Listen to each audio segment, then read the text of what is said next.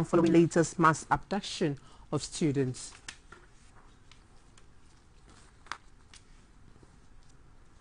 Hello, good evening. Welcome to News Hour live on GBC News and Governance channel. We are also live on GTV and streaming on Facebook at Ghana Broadcasting Corporation.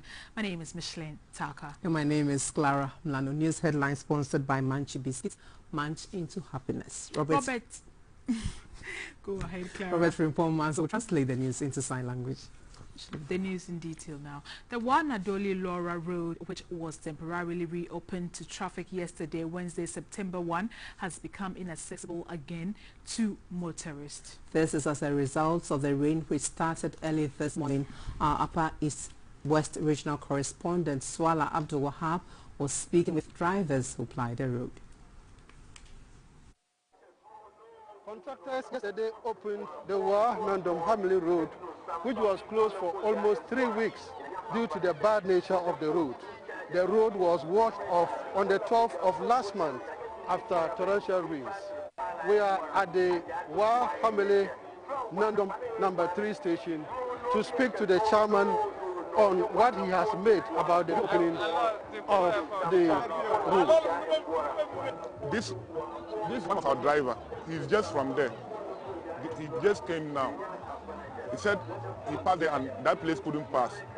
So he passed through when he get to Babili, he passed through Jirapa, then from Jirapa to Meduli and to Wahia. He couldn't pass through the Iziri road. He said when they come there, the place was very muddy. Because of that, no car can pass through that place. We would like to interact with some of the passengers in this vehicle to find out whether the transport fare has come down after the roads have been worked on. Yes, I was going, I paid 23. Today I paid 25. But they say the road is no good.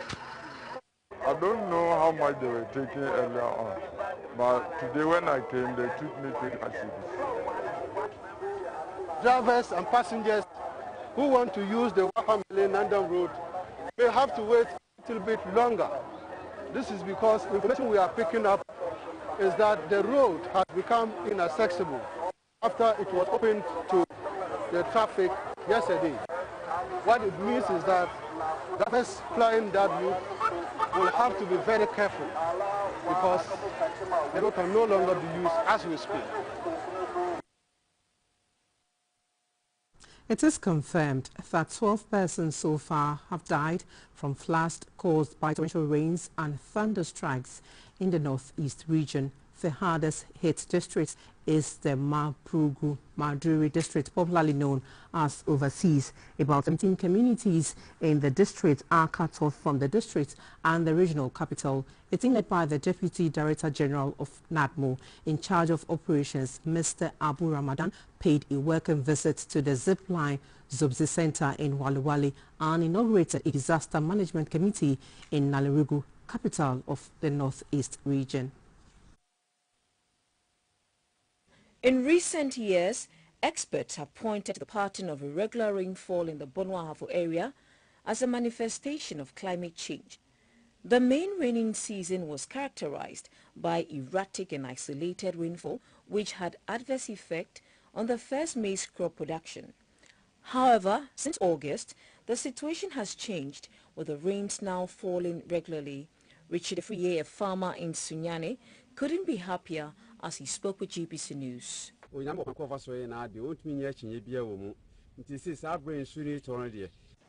NADMO officials and security personnel from the 48th Engineer Detachment of the Ghana Armed Forces first visited the Zipline Vopsi Drone Center in Waliwali, capital of the West Mamprusi municipality.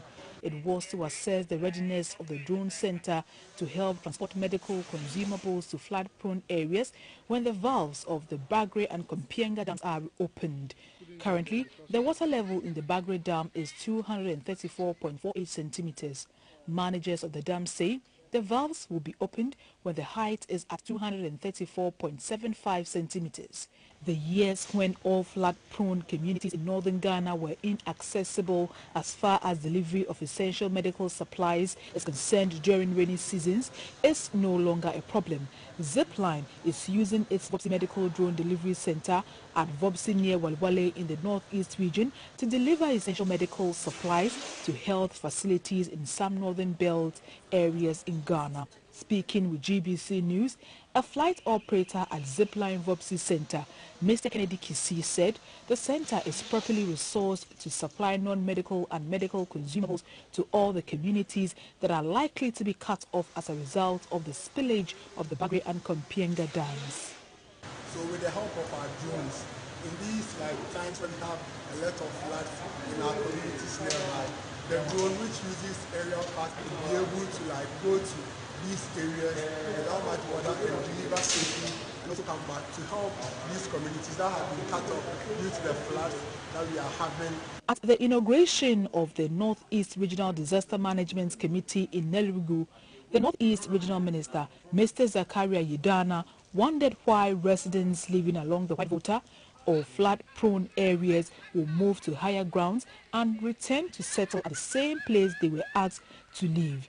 Mr. Zakaria highlighted the number of deaths recorded in the region as a result of floods and thunderstrikes. As at the last count, we lost in total 12 lives. 8 through drowning, 3 by thunderstrike, and another one, unfortunately, was an incident involving man and elephants. The district chief executive of the Mamprugu Maiduri district, Mr. Abu Muhammad, said about 17 communities in the district have been cut off from the district and regional capital.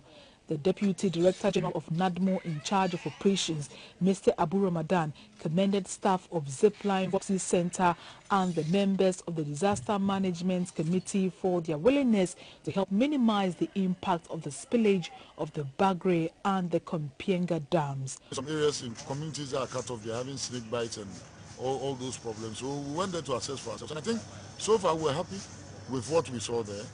The readiness of the Zipline drone system to support us should the dam be spilled.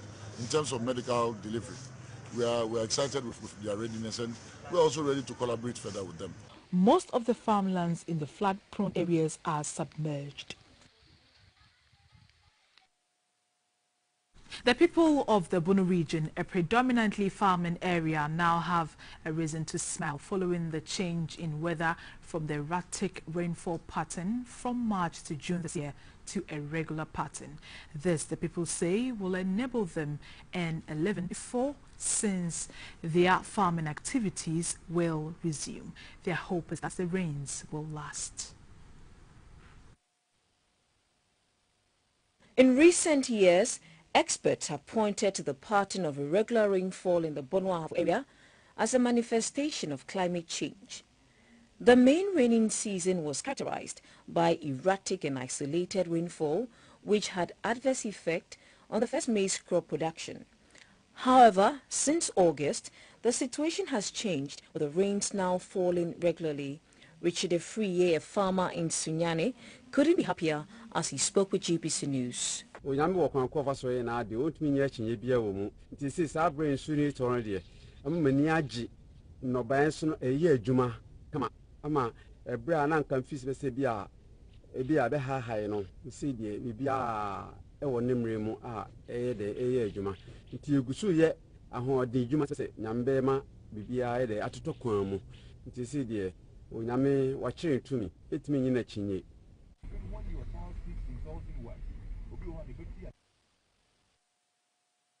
It's been a rainy day in many parts of the country after days of torrential rain in the Upper East region flooded communities.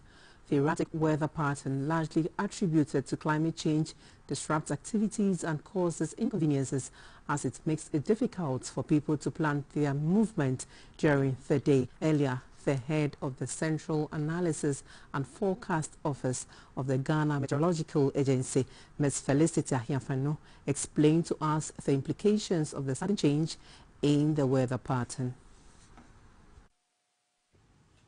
Yes, currently, yes, climatologically, we are entering into the minor season for the southern sector, and our brethren over the north, they will also start reducing in terms of the rainfall intensity.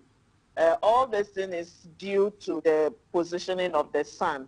This month, September, closely between 20th to 23rd, the sun will cross into the southern hemisphere, and if it happens like that, the weather zones will also move down. So as it's moving down, yes, we'll be getting more rains over places. But then the seasonal forecast desk is working on the seasonal forecast for September, October, November. Hopefully by tomorrow they will wrap up and then they will make it known to the public of how it's going to be, the 2021, the minor season, how it's going to be. But based on climatology, yes, we were expecting rains over the southern sector and once in a while over the northern portion. So we have a website for the Ghana Meteorological Agency, and then we have where the WhatsApp platforms, we have various of them. So you can join us on the website, Ghana Meteorological Agency website, and then you get the details for the WhatsApp pages, and you'll be added. And then we have emails platforms too. We have SMS platforms too. For the app itself that we normally see on our phones, we are now developing it.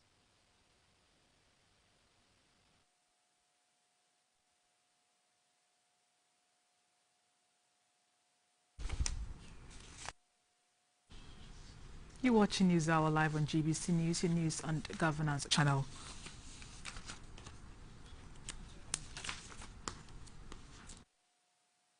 The President, Nana Akufo-Addo, has assigned the newly constituted membership of the National Lands Commission Board to work hard to pursue government's targets to register land titles within a month. When he inaugurated the Lands Commission Board, the President said government will provide the needed resources for the necessary institutional reforms for efficient land administration in the country. There have been various interventions by successive governments, yet most of the challenges in the country's land administration still persist. These include fraudulent sale of lands, poor record keeping, encroachment on public lands, delays in getting land titles, and fraudulent registration of land. It is not new that the same parcel of land could be registered in the name of different people at the Lands Commission, and in some instances, documents mysteriously get missing there. Another disturbing issue is conflicting judicial decisions on the same parcels of land. These are some of the many issues government is expecting the new Lands Commission Board to tackle without delay. With the coming into force of the new Land Act 2020, Act 1036, which calls for reforms by employing the use of digitalization, the government hopes to build effective land administration. President Akufo-Addo is concerned about delays in securing land titles. I'm, however, encouraged to learn that the new Minister for Lands and Natural Resources, the dynamic Samuel Abujinapo, Member of Parliament for Damango, is engaging the Chief Justice on this matter, and I urge all of you to give him maximum support to help ensure that we find a lasting solution to the problem. We cannot continue with business as usual. We must pursue institutional reforms necessary to anchor efficient land administration. These must include reforms in personnel, processes, and the working culture of the Commission. Fortunately, the Lands Act 2020, Act 1036, which we worked so hard to pass last year, gives us a good foundation to achieving these reforms. The chairman of the Lands Commission, Mr. Alex Nekweno, was optimistic that together with his team, the needed reforms would be embarked on to achieve the expected one land registration. The objective of 30 days turnaround time for registration of title or deeds by the Lands Commission would be our target. To achieve this objective, the issues and concerns raised by His Excellency the President of the Republic in his address this evening would be dealt with. The 25-member board is made up of representatives of professional bodies, regional lands commissions, ministries, agencies, the National House of Chiefs, and one government appointee. A process to harmonize the 4 divisions at the Lands Commission for efficiency, eliminate multiple human interfaces and reduce quality time loss has begun. With this, a new system to aid the public in their land documentation and speed up land search processes has begun from Wednesday, September 1, 2021, and will be fully operational by October 1, 2021. This was made known to the Minister for Lands and Natural Resources, Mr. Samuel Jinapo, at a meeting with staff and management of the Commission. Aim to eliminate the issue of, I did a search at the Lands Commission, I got the result A. And I did the search at the same Lands Commission 1 week later, and I got result B. We want to eliminate that. We are determined to ensure that we move the Lands Commission that we want to see. The Lands Commission that serves the interests of the public. The Lands Commission that is mindful of the general digitization environment that we are about to embark on. You cannot develop your country. You cannot get to the situation of prosperity and economic independence without a robust, effective, functioning land administration which is anchored on integrity. It's just as simple as that. So all the talk about Ghana Beyond Aid, they talk about agenda this, they talk about prosperity for the Ghanaian people and building the national economy. It is simply not possible if investors come into the country and they cannot register title to land and have the assurance that land title is indivisible and indivisible indeed. If they cannot be certain that when they purchase land, they are not buying litigation.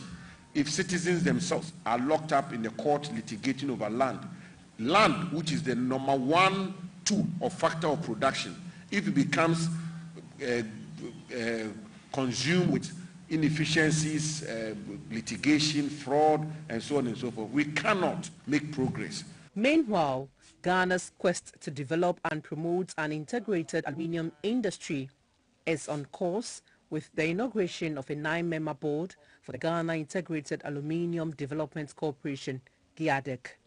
First Sector Minister, Mr. Samuel Jinapo, tasked the board of GIADEC to ensure that they develop the full value chain of the bauxite industry, which is in line with the country's industrialization drive. Dr. Anthony Otenjisi heads the 9-member board.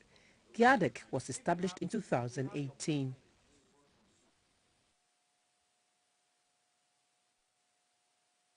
The Ghana-India Kofi Annan Center of Excellence in ICT and partners are organizing free and open source software training for software users on September 18, 2021. It is an effort to promote and create awareness to educate users on software installation and provide solutions to developmental problems in the areas of education, health, waste management, among others. The Director General of the Ghana-India Kofi Annan Center of Excellence in ICT, Dr. Collins Yeboah-Fari, announced this at the launch of Software Freedom Day 2021 in Accra. Every year, Software Freedom Day is celebrated worldwide. It gives the user freedom to access, share, study and modify software with no restrictions. The day is celebrated annually on 18th September to increase awareness of free and open source software and its benefits and to encourage its use. At the launch of Software Freedom Day 2021, the Director, Research and Innovation of the Ghana-India Kofi Annan Center of Excellence in ICT, Mr. Fred Yeboah, gave some details on activities scheduled to take place at the center. Some of the activities that we have lined up are panel discussions that will look at the state of open source in Africa. And we have experts from other African countries sharing their views, and also how other African countries are using open source to create innovations to support their development. There will also be a presentation by DPGA on their platform and how they can support innovators in Ghana to be able to gain global visibility. Dr. Collins Yeboafari is the Director General of the Ghana-India Kofi Annan Center of Excellence in ICT. The Software Freedom Day event has its aims and objectives, and it's our duty as a center to execute those to help grow the information technology ecosystem in the sub-region through training, research, consulting, and advisory. The plan of the organizers is to make public indigenous technical solutions to societal problems at this year's event. The launch had the theme, Open Source for Digital Sovereignty. This is an aerial show.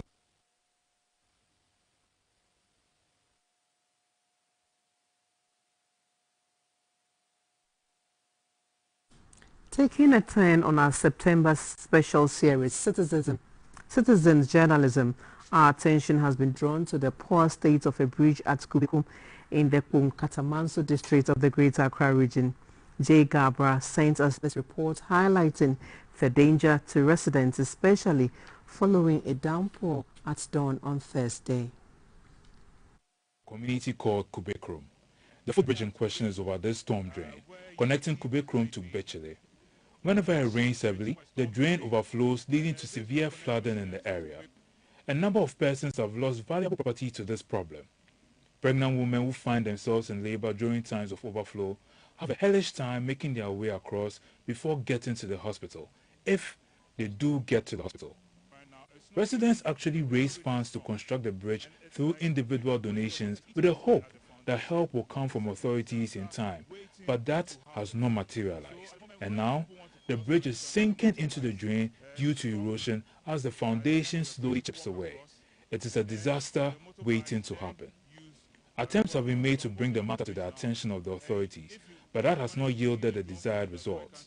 There are other challenges in the area, but this is one of the more pressing that needs immediate attention from government or any concerned organization to forestall any disaster in Kubekrom. Jegabra with a Citizens Report for GBC News in Accra.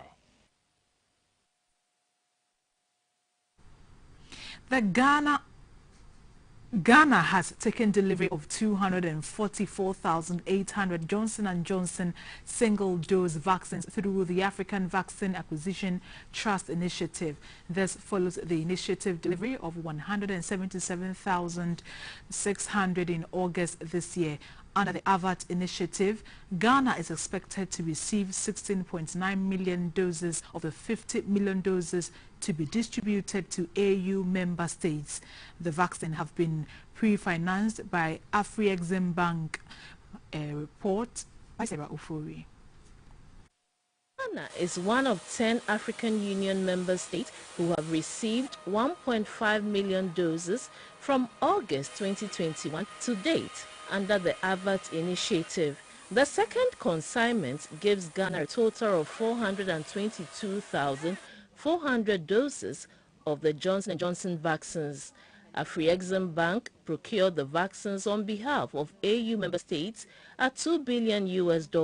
Today we are here representing AVAT to hand over the second batch of vaccines of 244,800,000 to the government of Ghana through the Ministry of Health.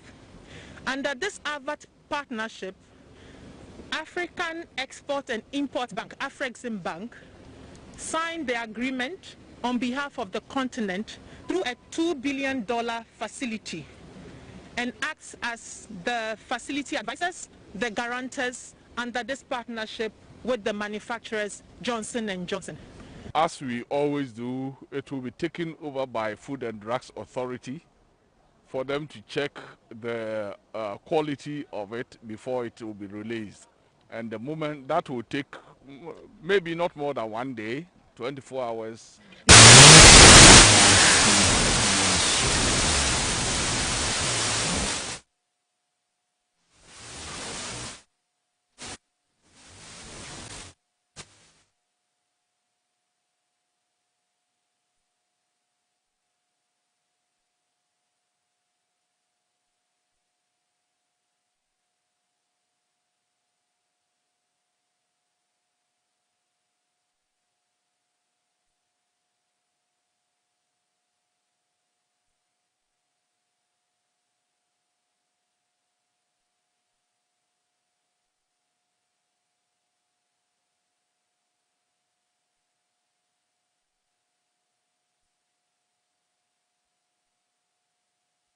We sincerely apologize for the bad sound. We're going for a quick break. We'll be back shortly. Please do stay.